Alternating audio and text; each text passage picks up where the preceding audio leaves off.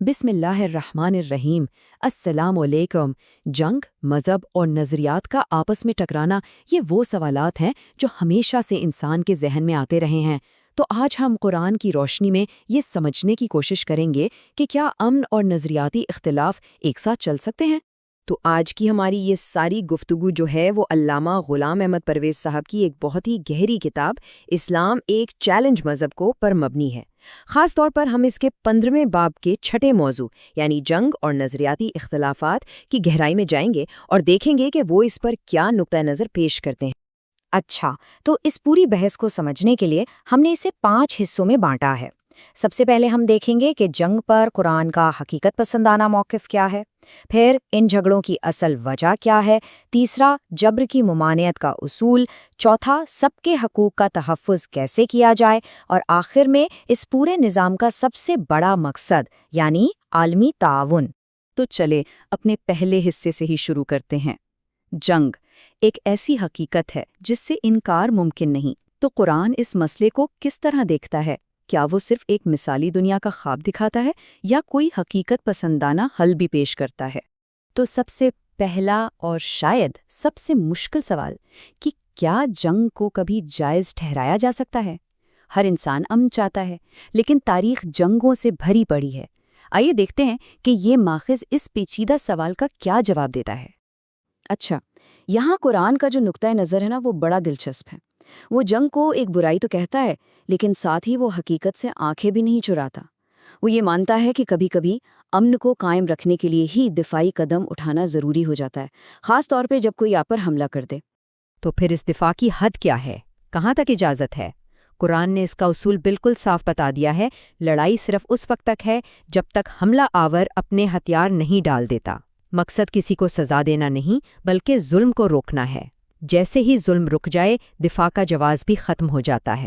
تو اگر ہم خلاصہ کریں تو طاقت استعمال کرنے کی اجازت تو ہے، لیکن اس کی شرائط بہت سخت ہیں، یعنی صرف اپنے دفاع کے لیے، تمام مذاہب کی عبادت گاہوں کی حفاظت کے لیے، ظلم کو جڑ سے ختم کرنے کے لیے اور کسی بڑی تباہی کو روکنے کے لیے۔ لیکن یہاں ایک اور سوال پیدا ہوتا ہے، یہ جنگیں ہوتی ہی کیوں ہیں؟ اگر دفاع ہی واحد جواز ہے تو پھر پہل کون کرتا ہے اور کیوں کرتا ہے؟ آئیے دیکھتے ہیں کہ یہ ماخذ انسانی جھگڑوں کی اصل جڑ کس چیز کو قرار دیتا ہے۔ مصنف کے مطابق اصل مسئلہ زیادہ تر لڑائیوں کی جڑ وہ نظریاتی جبر ہے، یعنی یہ سوچ کہ بس میں ہی ٹھیک ہوں اور باقی سب کو زبردستی اپنی بات منوانا میرا حق ہے۔ جب کوئی گروہ اپنے نظریات کو طاقت کے زور پر دوسروں پر تھوپنے کی کوشش کرتا ہے تو وہیں سے تصادم شروع ہوتا ہے۔ اور دیکھیں قرآن یہاں پر ایک کتنی بڑی انقلابی بات کرتا ہے۔ وہ کہتا ہے کہ انسانوں کی تقسیم رنگ، نسل یا جغرافیہ پر نہیں ہونی چاہیے۔ اس کے نزدیک اصل تقسیم نظریاتی ہے۔ ایک طرف وہ لوگ ہیں جو انسانیت کی مشترکہ اور دائمی قدروں پر یقین رکھتے ہیں، اور دوسری طرف وہ جو ان قدروں کو نہیں مانتے۔ تو ٹھیک ہے، اگر مسئلہ نظریاتی جبر ہے تو پھر حل کیا ہے؟ قرآن اس کا ایک ایسا بنیادی اور واضح اصول دیتا ہے جو ان تمام جھگڑوں کی جڑ ہی کاٹ دیتا ہے۔ یہ قرآن کا وہ مشہور زمانہ اصول ہے، لا اکراہ فی الدین، یعنی دین یا کسی بھی طرز زندگی کو اپنانے کے معاملے میں کوئی زبردستی نہیں ہے۔ یہ صرف چند الفاظ نہیں بلکہ نظریاتی آزادی کا ایک مکمل چارٹر ہے، اور یہی پرامن بقائے باہمی کی بنیاد ہے۔ اور یہ بات سمجھنی بہت ضروری ہے کہ یہاں جبر کا مطلب صرف تلوار کا زور نہیں ہے۔ اس میں ہر قسم کا دباؤ شامل ہے، چاہے وہ ذہنی ہو، سماجی ہو یا کسی قسم کے لالچ کے ذریعے۔ عقیدے کا تعلق انسان کے دل اور دماغ سے ہوتا ہے، اور اس کا فیصلہ مکمل طور پر آزادانہ ہونا چاہیے۔ اور اسی بات کو قرآن ایک اور جگہ بالکل کھول کر بیان کرتا ہے، فَمَن شَاءَ فَلْيُؤْمِنْ وَمَن شَاءَ فَلْيَكْفُرْ۔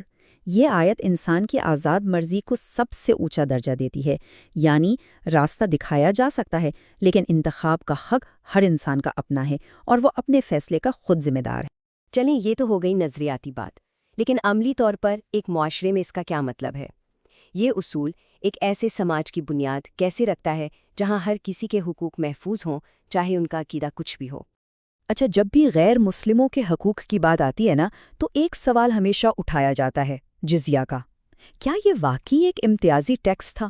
مصنف اس عام غلط فہمی کو دور کرتے ہوئے اس کی اصل حقیقت کو سامنے لاتے ہیں۔ تو مصنف کہتے ہیں کہ جزیہ کو ایک امتیازی ٹیکس سمجھنا ہی غلط ہے۔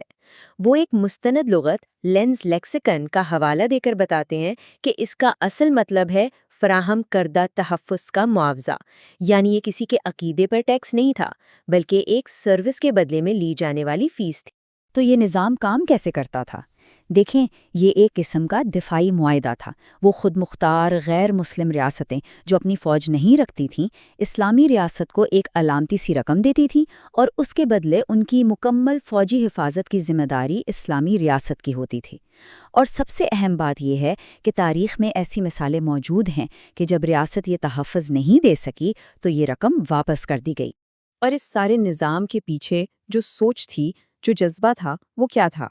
وہ اس آیت سے ظاہر ہوتا ہے، نطعمکم لوجہ اللہ لا نرید منکم جزاء ولا شکورا، یعنی ریاست کی ذمہ داری ہے کہ وہ اپنے تمام شہریوں کی دیکھ بھال کرے بغیر کسی تفریق کے اور بغیر کسی پر احسان جتائے۔ تو ان تمام اصولوں کا، انصاف کا، آزادی کا، تحفظ کا، ان سب کا آخری مقصد کیا ہے؟ قرآن ہمیں کس طرح کی دنیا کی طرف لے جانا چاہتا ہے؟ آئیے اپنے آخری حصے میں اس کے حتمی ویژن پر ایک نظر ڈالتے ہیں۔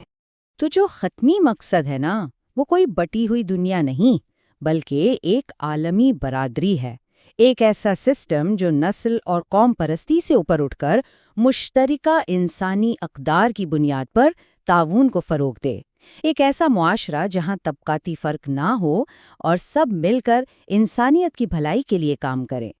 اور اس پورے فلسفے کا، اس ساری گفتگو کا نچوڑ آپ کو اس ایک آیت میں مل جائے گا جو پوری انسانیت کے لیے ایک بہترین اصول ہے، وَتَعَاوَنُوا عَلَى الْبِرِّ وَالتَّقْوَى وَلَا تَعَاوَنُوا عَلَى الْإِثْمِ وَالْعُدْوَانِ، یعنی اچھائی اور بھلائی کے کاموں میں ایک دوسرے کا ساتھ دو اور برائی اور ظلم میں نہیں۔ یہ ایک سادہ مگر بہت گہرا پیغام ہے جو عالمی امن کی بنیاد بن سکتا ہے۔ اس کے ساتھ ہی ہمارا آج کا موضوع ختم ہوتا ہے۔ یہ تمام خیالات علامہ غلام احمد پرویز کی کتاب سے لیے گئے تھے۔ ایک سوال باقی رہ جاتا ہے، کیا آج کی اس بٹی ہوئی دنیا میں ایسا عالمی تعاون واقعی ممکن ہے؟ اس پر سوچئے گا ضرور۔ اگلے موضوع کے ساتھ پھر حاضر ہوں گے۔ اللہ حافظ۔